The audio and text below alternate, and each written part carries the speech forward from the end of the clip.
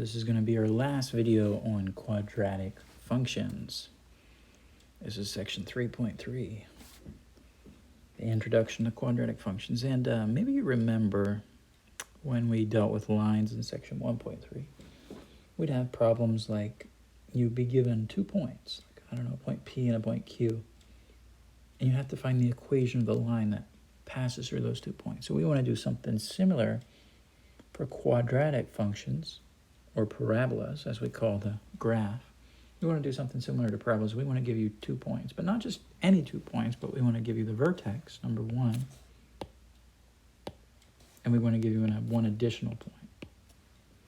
So we're going to give you the vertex and one additional point, and we're going to find the equation of the parabola given a vertex and an additional point. So let's go back to the vertex form.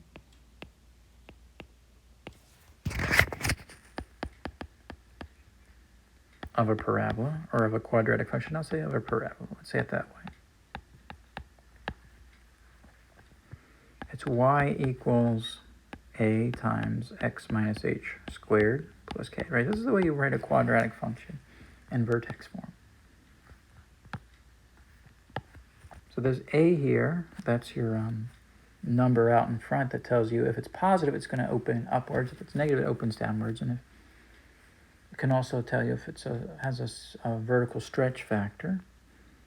Here you have your h and your k. These should be red. Your h and your k are your vertex. So here we can see that the vertex is 6, negative 2. So h is 6, k is negative 2. So we're going to plug those into our vertex form. So we're going to have y equals a times x minus 6, right? We're going to plug in 6 for h squared plus k is negative 2. Now this is kind of the form right here. So the only thing we need to find is a. So now we're going to find what a is.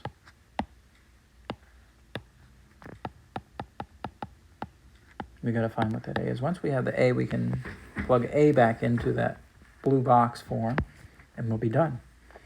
So how do we find a? Well, I'm going to use this point here. I'm going to call negative 3 is going to be x, and y is going to be 8. So I'm going to use those, and I'm going to plug them back into that blue box equation for x and y. So for y, we're going to have 8 equals a is still unknown times x. Okay, x we're going to plug in here minus 3. So we got minus 3 minus 6 squared minus 2.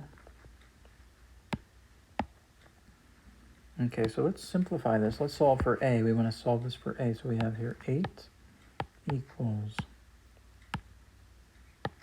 a parentheses. Negative 3 minus 6 is negative 9. We're going to square and then minus 2. So to solve this for a, first I'm going to have to add a 2 to both sides.